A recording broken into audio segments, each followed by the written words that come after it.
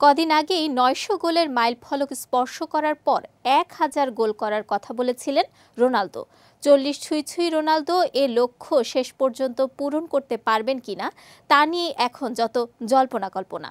এদিকে গতকাল Saudi pro লিগে পর্তুগিজ মহাতারকার গোলের রাতে আল ইত্তিফাকের মাঠে আল নাসর ৩-০ গোলে জয় পায়। ব্যর্থতার দায়ে কদিন আগেই পর্তুগিজ কোচ লুইস কাস্ট্রোকে ছাঁটাই করে আল নাসর।